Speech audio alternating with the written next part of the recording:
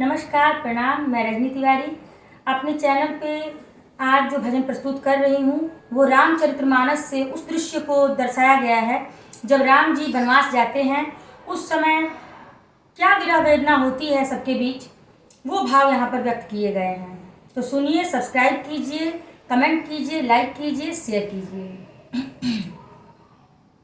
कि जब जाए खाती वन में रघुबर भैले तैयारी, तब बीचे अंगनैया रोवे दुनू महतारी। तब बीचे अंगनैया रोवे दुनू महतारी। कि जब जाए खाती रघुबर वन में भैले तैयारी, तब बीचे अंगनैया रोवे दुनू महतारी। तब बीचे अंगनैया रोवे दुनू महतारी। अरे कूप भवन में पड़ल बाड़ी, हो कूप भवन में पड़ल बाड़ी के कई दुलारी। तब बीचे अंगनैया रोवे दुनू महतारी। तब बीचे अंगनैया रोवे दुनू महतारी। हो राजभवन के सुख छोड़ के हो जइबा बनवासी, बिन तोहरा संसार में बबुआ छा जई हैं उदासी।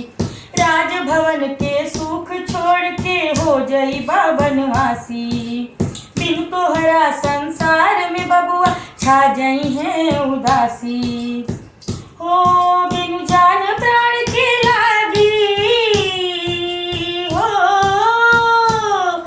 बिनु जान प्राण के लागी दशरथ के चार दीवारी। तब बीचे अंगनैया रोवे दुनू महतारी। तब बीचे अंगनैया रोवे दुनू महतारी। अरे कूप भवन में पड़ल बाड़ी, हो कूप भवन में पड़ल बाड़ी के कई दुलारी। अरे बीचे अंगनैया रोवे दुनू महतारी। तब महतारी लोग के का भाव होता, कितना विरह वेदना होता टे। अब महतारी लोग का कहता लो राम जी से, ई व्यक्त कइल गइल बा। फूल नियर पौआ ऐसे कैसे जंगल के रास्ता नापी। फूल नियन पौआ कैसे जंगल के रास्ता नापी। सोच सोच के बबुआ मोर जियरा जाला कापी। फूल नियन पौआ कैसे जंगल के रास्ता नापी। सोच सोच के बबुआ मोर जियरा जाला कापी। 14 बरस ले अब 14 बरस ले अब गम की नायवध के फुलवारी। तब बीचे अंगनैया रोवे दुनू महतारी। तब बीचे अंगनैया रोवे दुनू महतारी। अरे कूप भवन में पड़ल बाड़ी के कई दुलारी। तब बीचे अंगनैया रोवे दुनू महतारी। तब बीचे अंगनैया रोवे दुनू महतारी।